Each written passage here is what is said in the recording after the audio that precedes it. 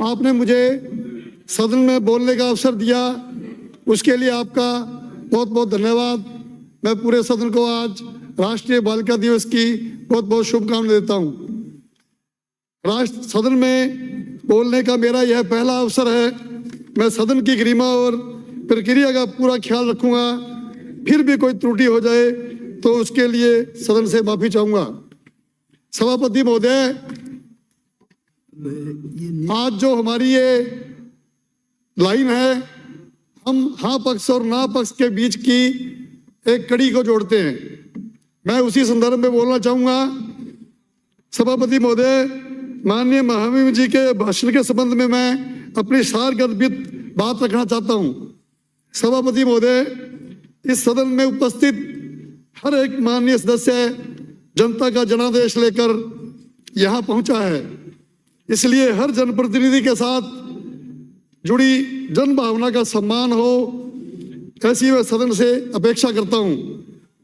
राजस्थान राज्य की जनता जनार्दन ने हर बार शासन बदलने की परंपरा को निभाते हुए इस बार फिर परिवर्तन किया है। जनता के इस स्पष्ट जनादेश के पीछे कि क्या मंशा पर भी मंथन होना आवश्यक है कि हर बार राजस्थान की जनता क्या बदलने का प्रयास कर रही है, जो हर बार नहीं बदल पा रहा है। चाहे कांग्रेस की सरकार हो या भाजपा की सरकार हो, मैं समझता हूं सभी सरकारें बेहतर करने का ही प्रयास करती होंगी, लेकिन गौरतलब है कि जो भी प्रयास रहे होंगे मुकम्मल नहीं रहे होंगे।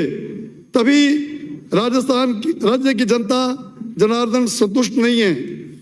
दोनों बड़े राजनीतिक दलों ने अपनी पार्टी पॉलिसी के आधार पर चुनाव लड़ा, लेकिन कुछ सीटें ऐसी भी रही जहां दोनों बड़े दलों के उम्मीदवारों को जनता जनार्दन ने अस्वीकार किया, जिससे यह बात स्पष्ट है कि पार्टी पॉलिसी से दिगर स्थानीय मुद्दे भी जनता के लिए महत्वपूर्ण होते हैं, जिनकी उपेक्षा हो रही है।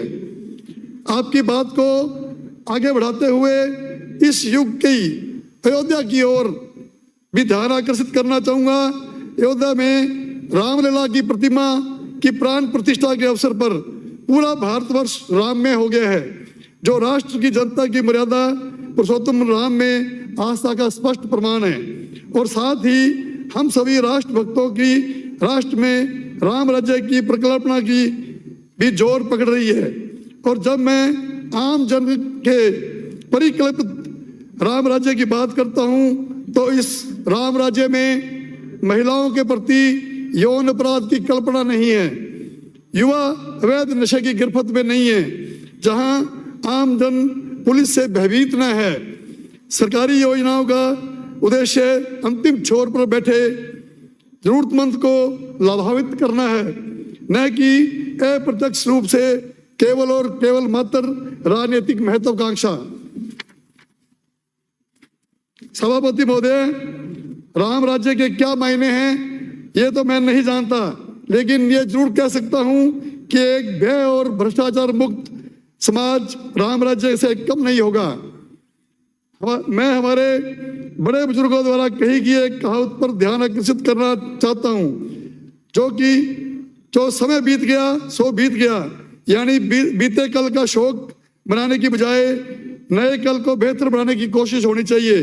मैं भी ये बात इस संदर्भ में याद दिला रहा हूं कि भाजपा कांग्रेस के शासन को कोसती रहे और कांग्रेस भाजपा के शासन को, इससे तो बस आज बर्बाद होगा। जिस आज से हम अपना आने वाला कल बेहतर बना सकते हैं, उसे हम बीते कल को कोसने में व्यतीत कर रहे हैं। मैं ऐसा कुछ नहीं कह रहा हूं जो माननीय सदस्यों के लिए नया हो या कोई बहुत ज्ञान की बात हो, अपितु बहुत ही सरल और व्यवहारिक सी बातें कह रहा हूं, किंतु ये बातें मानो ऐसी है जैसे सर्वशक्तिमान ईश्वर के होते हुए भी उसकी रोज स्तुति कर याद करना कि हे ईश्वर तू है। मैं हमारे माननीय मुख्यमंत्री भजनलाल जी व उनकी पूरी कैबिनेट से इस बात की उम्मीद करूंगा कि जनता ने जो हमें विकास के लिए अपने ग्रामीण क्षेत्र में अच्छी मूलभूत सुविधाओं के लिए चुनकर भेजा है, हम जनता की जन भावनाओं को ध्यान में रखते हुए पुरानी सरकारों को न कोसते हुए आगे अच्छे कार्य करें, ताकि जो राजस्थान की जनता हर 5 साल बाद में परंपरा बना रखी है सरकार बदलने की, इस बार वो परंपरा रिपीट नहीं हो, हम अच्छा कार्य करें।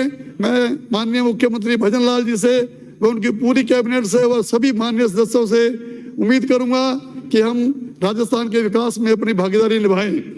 माननीय सभापति महोदय, मैं आपके माध्यम से सदन के यही निवेदन करना चाहता हूं कि हम सभी अपने अपने क्षेत्र की जनता का प्रतिनिधित्व कर रहे हैं और हमें इस बात को नहीं भूलना चाहिए कि जनता व्यय और भ्रष्टाचार मुक्त समाज चाहती है, और जब तक यह नहीं होगा ये जनता जनार्दन यूं ही बार बार बदलती रहेगी, और शायद यही लोकतंत्र है। आपने मुझे बोलने का अवसर दिया, मैं आपका बहुत बहुत धन्यवाद करता हूं। सभापति महोदय नमस्कार। श्री लक्ष्मण राम।